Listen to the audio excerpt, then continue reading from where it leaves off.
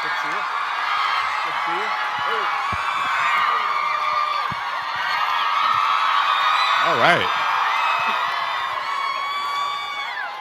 Wow, that must feel good. It always feels good to hear that, right? Well, welcome, guys.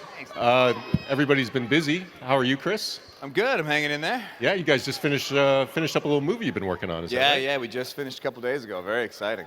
Yeah, and you guys know what they're talking about from, will it be 2018 when we see Infinity War, right? That's right.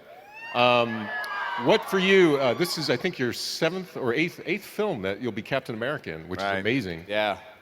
Does that make it easier for you, or is it, does that not really affect the challenge?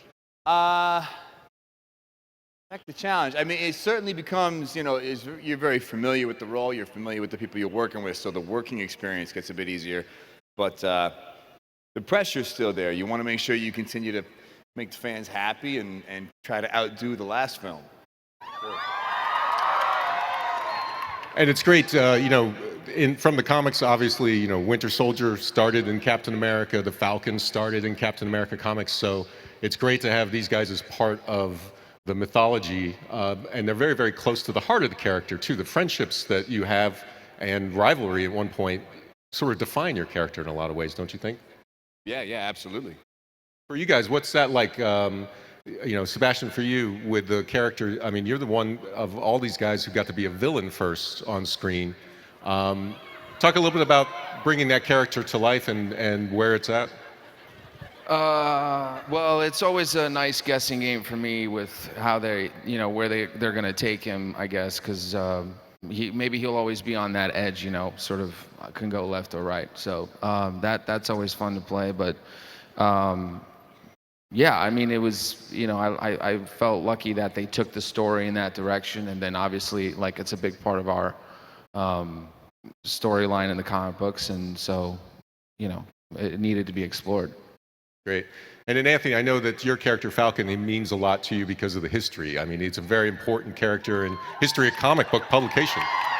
The first African-American superhero. Yeah, and just, the Falcon represents a lot of different aspects of our society today that I feel sometimes can be misinformed and misused. I mean, the fact that he's a military vet, that's something that I'm very proud of as well.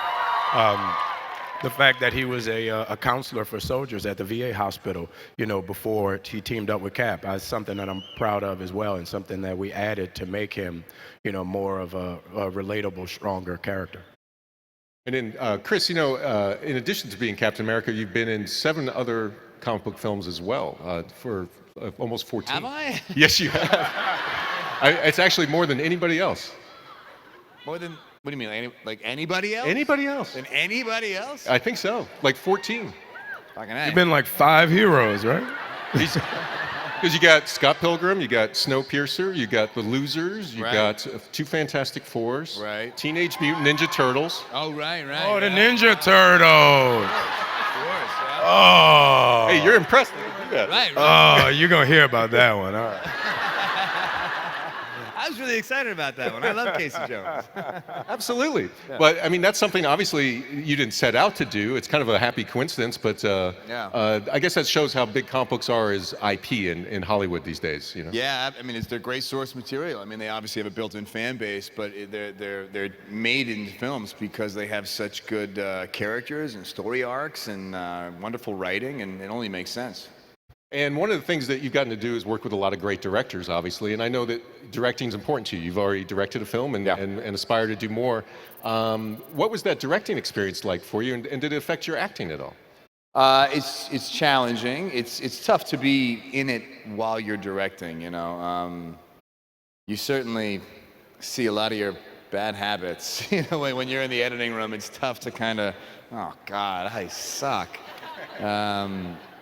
But it was fun. I liked the responsibility. I'm eager to do it again. The first time was a real learning process, and I think after I start doing a play in a couple months in New York, and then I think when I'm done. Oh, great! All right. And I think when I'm done with that, I'm going to start looking for another script to direct. Yeah, it seems like a next natural step for you. That's fantastic. And Anthony, I don't know if you probably did the math on this, but this is your 15th anniversary on screen because 8 Mile This is the 15th anniversary of 8 Mile. Yeah. Baba Doc. I was like, yo. I still rap. Come on, man, let's go. Come on, go. We're gonna reenact the battle. That would be funny. Mom's spaghetti. That's great. Well, and you know, so many great directors you've worked with as well, and projects like Hurt Locker. I mean, for you, what do you see as the biggest challenge and the biggest opportunity that you have as an actor right now? What's when you look at yourself now and the things you've done, the things ahead, what are the things you're working on, or maybe what are the things that you're most excited about? Well, for me, the biggest challenge is once you get in this realm of, you know, Marvel superhero movies, it's harder for you to be considered for those smaller independent movies. 'Cause they're like, oh, you're a movie star now. You wouldn't want to do this, you know, but a vast majority of my career and the films that I've done that have been recognized started off as small films, you know. Half Nelson with Ryan Gosling was like a $2 million movie, you know, but it went on. Hurt Locker was a small movie. You know, nobody was fighting for that movie because there was no money and we were in the desert, you know.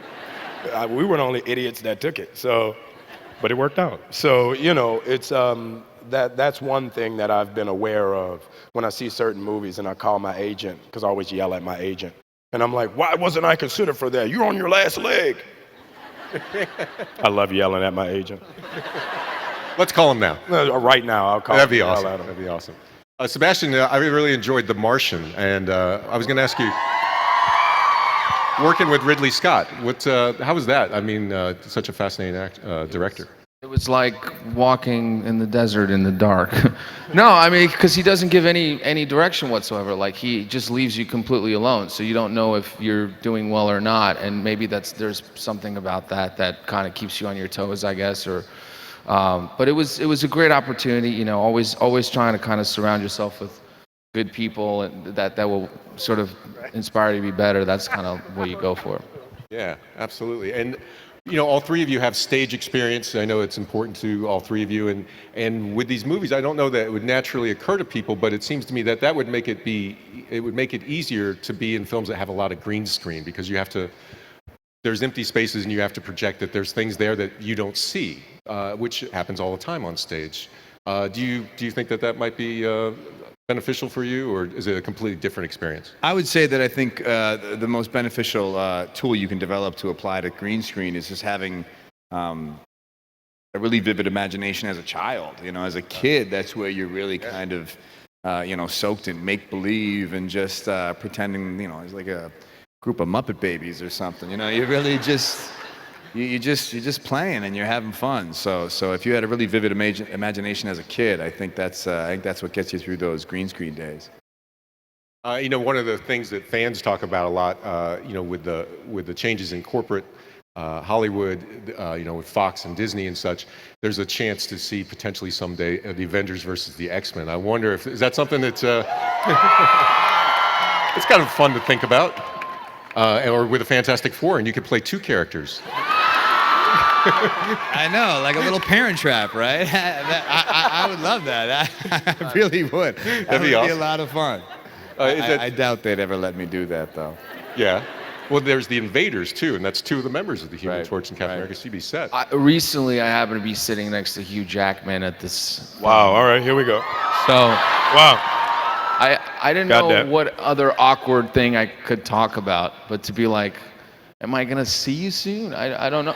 And but he said a couple things to me, and I'll just leave it at that, because I feel like otherwise I'm gonna get into trouble with somebody. But you just lit things. Like, I know. Sebastian, so think about that. What are you doing? No, but he, you know, I asked him because I kept thinking, I was like, he said whether or not Logan was supposed to be the last Wolverine thing or whatever, and it's, you know, he said to me what I think he publicly said out there, which was like, he's been thinking about it, and he, you know, it's on his mind. So I don't know. He may be. Oh, Sebastian. Oh. I think Sebastian.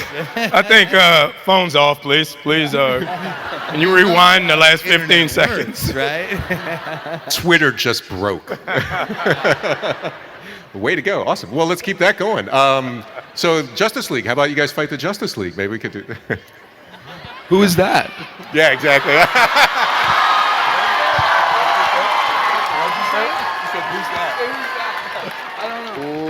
Oh, rewind the last 35 seconds. Record over that. This just in, Sebastian Stan says X-Men versus Avengers and Justice League. What is that? Okay, awesome. You mentioned the camaraderie on the set and working with the same people over a period of time. I got to be on a couple of the sets with you guys over the years, and it seems like everyone really genuinely enjoys each other's company. For you, is there a friendship for any of you, a friendship or a connection or a mentor that you found through the Marvel movies that you would point to as being especially important to you? Sure. I mean, I guess it's kind of it's real low-hanging fruit to say Downey. I mean, he's been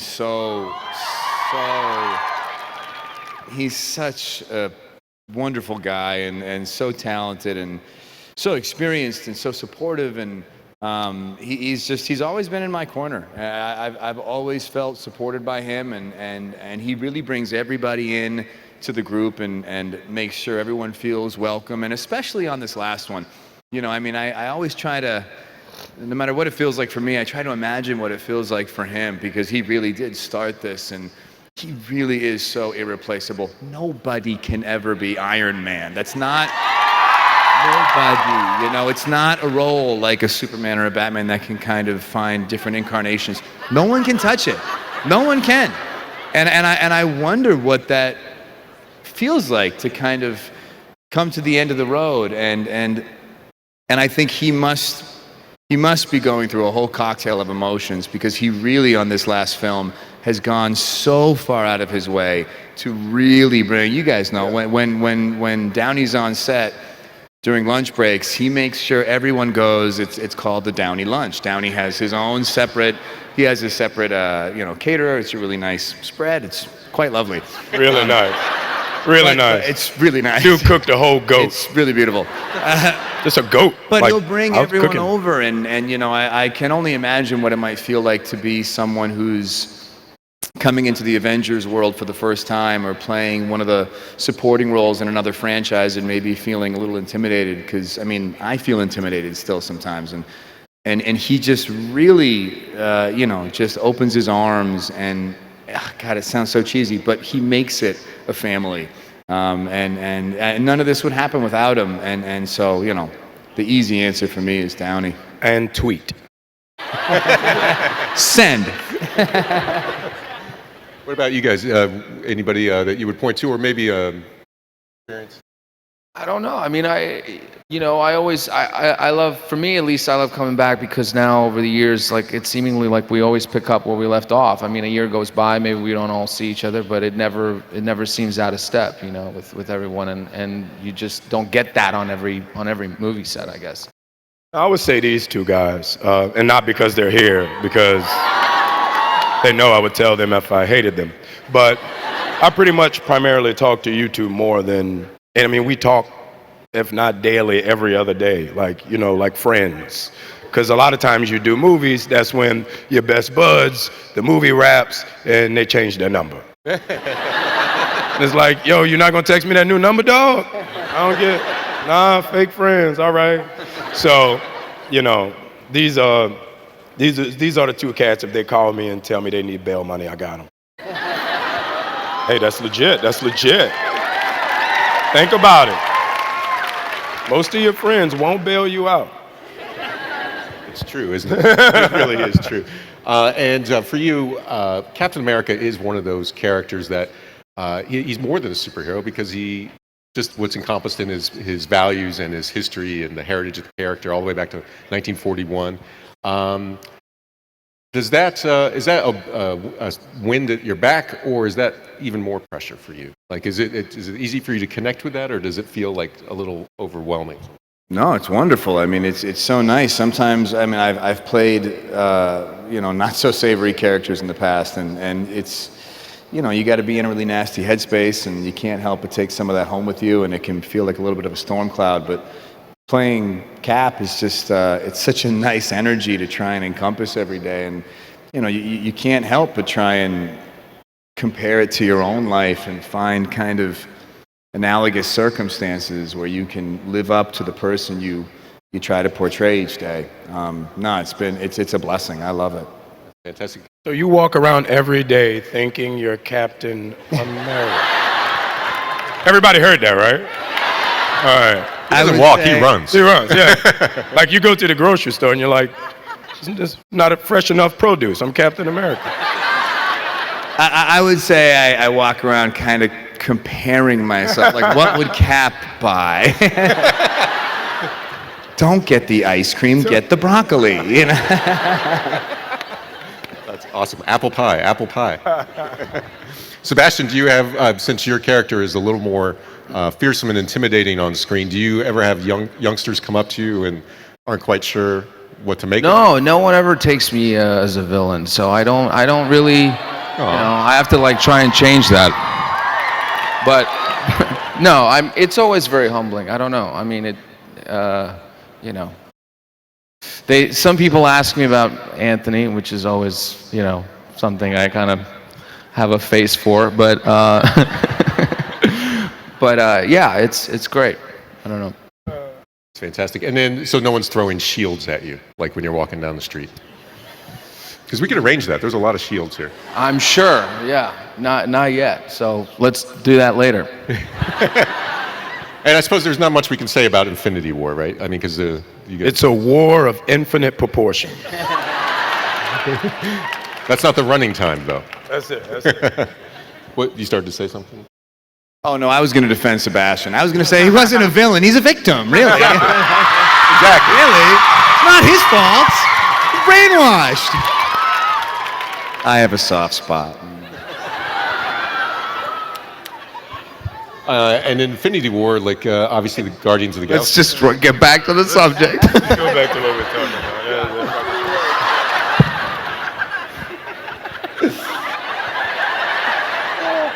With Infinity War, the Guardians, did you guys get to hang out with them much or not so much? What can we say? What do people know? No, we hung out a lot on set. People we had a good time. Oh, yeah, the trailer's out. Okay. Yeah. Oh, yeah, Guardians are in it. Okay, yeah. Trailer. All right, yeah. It's a trailer. Thor looks at him and goes, "Who are you?" Yeah. Huh? Yeah. That was a good Thor, by the way. Yeah, he really grumbles those lines out. I'm Chris Hemsworth. Love that guy. Yeah. Yeah, they're great. I mean, that was the best part of this movie, is that you really it really was, for the first time for me, feeling like the first few movies, it almost feels like it's happening to somebody else. You kind of feel like you're watching it happen, but you're not actually a part of it. And this was kind of the first movie where you actually felt like you had a seat at the table and you belonged, and it was so nice to have all these other franchises that you've watched and admired come to a set where you're like, oh man, I belong here, and all these great people are part of a movie that we're all doing together, and it was just wonderful, because all those franchises, I mean, let's be honest, Marvel doesn't miss. They haven't missed yet. Like they're batting 1,000. I don't know how they do that. No, they don't miss. And so to see all of these actors come together from all these other franchises that I've seen as fans, be exchanging dialogue with me, it was just it was overwhelming and really just so satisfying, because truly, there's not one bad apple. I know every movie says that. We all get along so well, but they're just saying that because they probably hate each other. We truly all get along so well. There really isn't one bad apple. Now, there was one day we were on set, and we were doing this scene that's in the trailer where we're all running into battle, and Sebastian's hair's doing this and shit. And it does. And, all of us are on set, and it's just like 40 superheroes. And I look to my right, and I see Tom Holland and...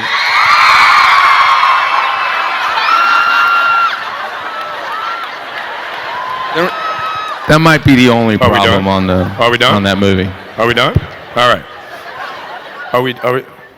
Thank you. I see Tom Holland and Dave Bautista. Scream for that guy, not Tom Holland. I see the two of them over in the corner, and Tom is literally the size of Dave's leg, right? So I don't know what they're talking about, but Batista jumps up and does like a kick punch move. The Superman fight. He's teaching him how to and do I the was like, Superman yo, you're about to kill him. What are you doing? So I run over. I'm like, what's going on? And then you see Tom try to do it, and it's like, you know? And it's just, there were so many different moments like that on set where you see people just do stuff where you'd step out of it and you're like it's like you're a voyeur in a way, like you're a spectator. So things like that are a lot of fun, like things with Chris over in the corner doing stuff. That day was really fun. I know the day you're talking about. That day was truly, you'll see. It was a great day with a lot of great people, and it was overwhelming and really humbling. It is amazing how Marvel doesn't miss. I mean, I think the odds are the Guardians of the Galaxy movie. 2 years before that film comes out, if you say to somebody, "How's this movie going to do?" Most people would not have thought that. I mean, those characters don't even have a lot of traction in the comic book world. I mean, so it's pretty phenomenal. And Black Panther coming up, everybody's pretty excited about that. How good is that trailer? That trailer is so good. It's crazy. It's crazy. Maybe that's it. Like they always understand the tone of every character and kind of the movie and how it applies. And that was probably the tricky thing about this movie, is just kind of blending all those tones and how every character's separate individual world kind of comes together. It's pretty extraordinary. I mean, there's really never been anything like it. I mean, the Universal monster films of the 30s and 40s, those characters would overlap sometimes, but nothing like Marvel. I mean, there's no precedent for it. And I guess it's a testament to Kevin Feige in a lot of ways that the trains keep moving and they don't derail. That's the thing. There's not enough time in this movie for you to not see some face you care and recognize, in every second or frame of the 2.5 hours that it's going to be or whatever. Yeah, but I'm waiting at some point in time when all this is said and done and we're old and doing a soap opera. I want for IMAX to show all the Marvel movies in sequence, over a weekend, Because I think it would be really cool to see how those characters track in and out and see the entire universe through the course of all the movies. Yeah, and it tracks so well. I mean, really, there's only one scene in any of the movies that now you have to act like it didn't happen. It's when Tony Stark, shows up at the bar at the end of Hulk. Yeah, it's the only one that doesn't make sense. Well, that was Hulk. Yeah, he was just drinking. Yeah, he was just drinking. So, in Black Panther, also one of the things too is we're seeing the expansion into. I mean, that soundtrack looks like it's going to be phenomenal. I mean, I'm not sure there's any Marvel movie with that ambitious of a soundtrack, which, Guardians of the Galaxy, previous hits, but this is new stuff, so that's exciting. To get Kendrick Lamar to do your title cut, that's I'm like, I just want to be in the video. Yeah. All right. And then I do. Y'all tweet that Anthony Mackie wants to be in a video with Kendrick Lamar. I met Kendrick last week, by the way. Yeah. You're really making a push, aren't you? We was hanging out. We went to the national championship game together. Me and Kendrick. I was out there when he was performing and everything. Yeah. Tweet that. This is kind of a goofy question, but how many shields are there on set? Because I imagine you have a throw-in shield, you have a... There are a lot. And I didn't realize, one of the prop guys just told me the average life of one of the shields is 4 days on set. After 4 days, they get a new one in there, just wear and tear of apparently me just being irresponsible or something. I mean, just bumping it into things. They don't want any chips or scratches or dings, so... The actual shields, the actual real heavy ones, which are a nightmare to use, they burn through them pretty quick because they want it to be perfect. But then there's a series of rubber ones that, when I gotta hit somebody with it, Yeah, with a metal shield. Yeah, you break some teeth. Because then you go through villains every 4 days. That's right. You don't get chip a tooth, they're out. Pretty much. And Anthony, what have you learned about flying? What can you tell me? What's your sort of approach to flying as an actor? What do you have to do? What do you have to make sure you don't? Second unit. It's a very good question. No, it's very difficult, and I've requested not to land anymore. Oh, landing's tough. Because that's nothing about us know how to land. Gag reel. Yeah, it's never easy. Brothers don't land well, so that's my whole thing. It's pretty much me, and when I'm about to land, they put me down softly, put the stuntman up, and he lands. Because otherwise, I'm in concussion protocol every week. They take you behind the tent. That's pretty much it. That's great. And then Sebastian with the arm. Was that? My favorite thing to always say is I'm like, is that a new arm? Is that the? Because I never know how many of them they have. I mean, they have like I think there's a few as well, but that's been its own evolution for Why the don't you last talk about your 13 arm years. process, man?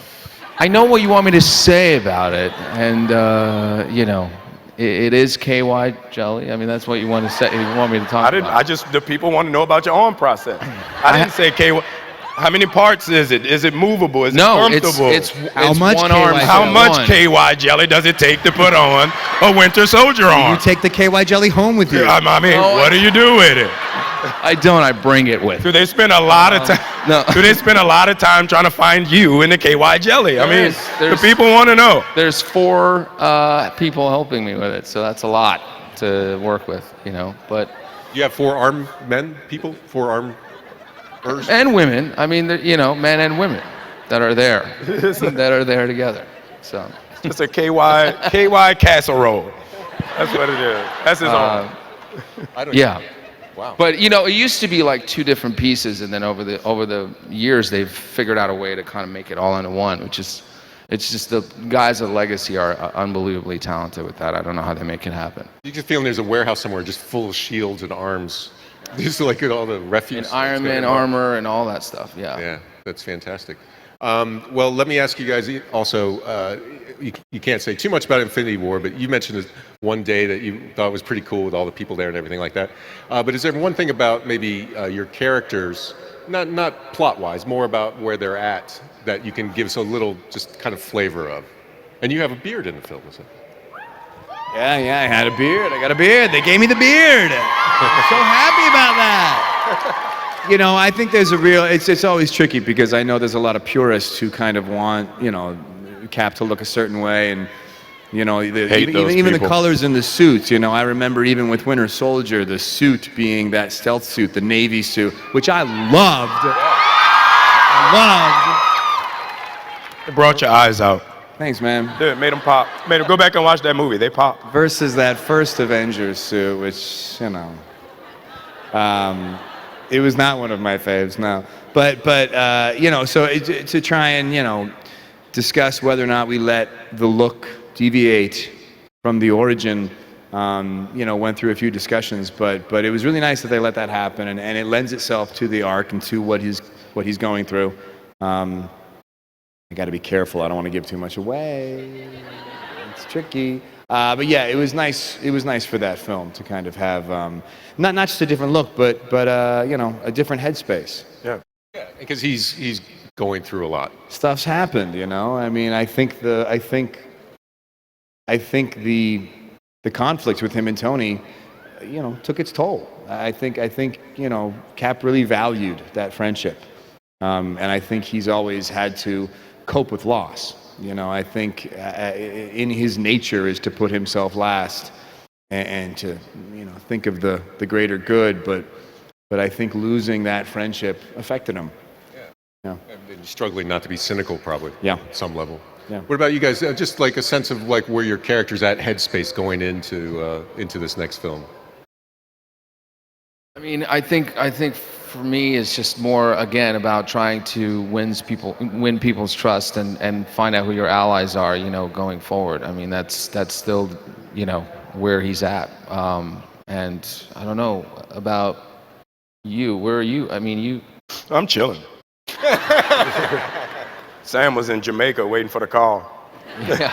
No, it's you know, coming off such a huge battle that these characters are coming off of, everybody's trying to find their footing again. You know, everybody's trying to figure out where they are and how they'll be accepted and looked upon, not only by the rest of the world, but by the other heroes since we've been separated. So that's kind of the overall idea of, you know, where we're coming from and how do we get out of that and save the world. And then, you know, in the comics, Falcon is always, he started in a green costume, but then he had that great The red. The red and white's like awesome. That's, I had the With the Migo. feet cut all the way down there. Yeah. So, I'm pushing for it. Haven't you been pushing for that? Yeah. I'm pushing for it. I've been asking for spandex for 8 years. They won't give it to me. maybe in the Kendrick video. Yo. Come on, there you Yup, go. there it is. But did any of you guys grow up reading comics? Or I know obviously you've immersed yourself and kind of tapped into it. I But feel so bad saying I didn't. No, but the it's comic- always so heartbreaking admitting to that I never really. I've read them all now. I mean, now Right. I think all of us have kind of done our homework, but I didn't grow up reading them. No. You know the interesting thing about comic books, there are only 4 comic books today that sell over 100,000 copies annually. that's Like, unbelievable. I think it's the new Batman. The little Tom, Spider-Man. Little Tom. Little Tom. It's Spider-Man and 3 other ones. They're the only ones that sell. I don't even annually. know what the stat. Like I wanted to know what the other ones are. No, I'm not gonna give it to you. Look it up. It's Well, worth it's a Google. it's an intriguing situation because as the superheroes fly bigger than ever in video games and film, Right. and television, and every medium, the core original medium is not doing very Yeah, I mean they just canceled Luke Cage. Yeah. they, Guardians of the Galaxy was canceled before the movie came out. Guardians of the It Galaxy. hadn't been a comic book in 2 years when that film came Yeah. out. Oh. Well, it has to Nobody do with distribution. buys them. A lot of them has to do with distribution too. You used to be able to buy them in 7-Elevens and stuff. Now you Right. can't. You have to go to comic book shops, and it's difficult. And those comic book shops haven't necessarily been very inviting to new readers, especially women, I think. So everybody, the moral of the story is buy comic Go books. buy some comic books. Buy some comic books. If you look at the peak sale, Captain Marvel in 1945 was like the best-selling comic book, and it was 10 million copies. So it's way back in 45. People did But stuff there's no back TV. then like read. Well, there was no television either. Yeah. There was no video games. People used to read Captain America, but now they play them in the video game. Or Right. They play with the action figures. I wanted to ask you guys, who has the best action figure of themselves? Do you guys collect your action figures? Yeah. Who has the best action figure, What are you fella? talking about? You would have to be an idiot to wait your whole life to have an act. You know how few people can say they have an action figure? You come in my house, I had a whole curio. I autographed them for myself. I'm like, I love it. I got posters. I got everything. I'm in Marvel. That's my I'm doing it. Could we get you to do a review of your fellow actors' action figures? What's wrong with them? That would be awesome sometime. I think it'd be a lot of fun. Do you have a Captain America view? I mean, that's got to be a weird feeling to look down at yourself and you're in your My hand. mom has them all. I mean, my mom, Yeah? like our attic is like a shrine at this point. Yeah. She goes out of her way to really try and. She goes, you look a little strange in this one. Did she ever? And then sometimes you go. Have you guys done that thing where you go down to like where they actually have all the figures? It's somewhere in New York where you got to go and sign a bunch of stuff. No, we weren't invited The to Marvel. No. Okay. No. Keep going. It's like the Marvel headquarters where they actually make the Oh, toys. yeah. You gotta Yeah. shake a bunch of hands of people who work really hard, but you Right. get to see just like an arsenal of action Yeah. figures that really make you a kid again, and kind of wish you could just grab a few. and They've be like, gotten so much more sophisticated than when I was growing up. I feel like the action figures. I wish I had them when I was a kid like that. Because my first one looked like Billy D. Williams. I mean, like Lando Calrissian in that a a bad Falcon thing? suit. What did you just say? His last name was? Calrissian. Say it again. Calrissian. Oh, okay, all right. I don't know if that's what you said. I thought it was Parisian. Nah, man, what are you talking? Someone recorded that. You can play it Tweet back. that. It sounded Tweet that. like Lando. Lando. I heard an extra Calrissian. syllable. I heard an extra syllable. Calrissian. Okay. All right, I got you. But they've improved on them since then? You feeling better about your action figure? Oh, yeah, because I actually was able to tell them, yo, it looked like Billy D. Williams. Stop.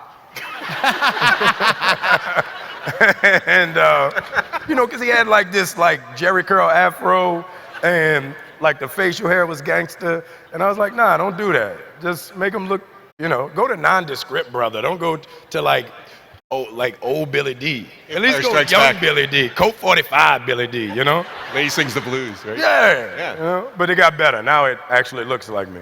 If you think of the movies that you've done that aren't superhero movies, it'd be so hard to imagine action figures being made of those. Like it is an unusual thing. If you make a superhero movie, you get an action figure. I don't know. Papa Doc action figure would be pretty cool. That might actually be really cool. It'd be cool to see what comes with it. Yeah. Right. It'd be very fun. One of the things, Chris, because the first Captain America film obviously was set in World War II, and I thought it did such a great job of capturing that time. It's so hard to imagine now with all the things going on, but it'd be great to see another Captain America movie set in that period. Yeah, that was one of the things I liked the most about that first movie, and that Joe Johnston is so good at bringing to life is that period. It really has. It just kind of aligns itself with an adventure vibe. It's real Raiders of the Lost Ark kind of tone. And, Which he worked on. yeah. And the score was great. And I that was the one thing I wish we could have kind of explored more is Cap in his element in the 40s. Back when him and Bucky were kicking it, and really getting the Howling Commandos. And, it'd be fun. It'd be hard to do now. I mean, it's kind of impossible to do now, but yeah, that would have been cool. Fantastic.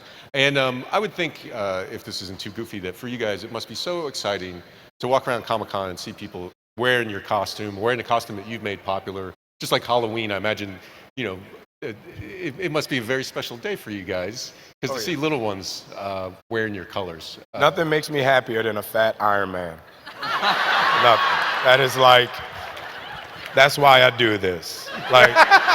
Every time you go to San Diego and you see a half put together fat Iron Man with a 24-ounce beer, he's that's it right there. Well, that sounds like my typical weekend, so I don't know what you're talking about.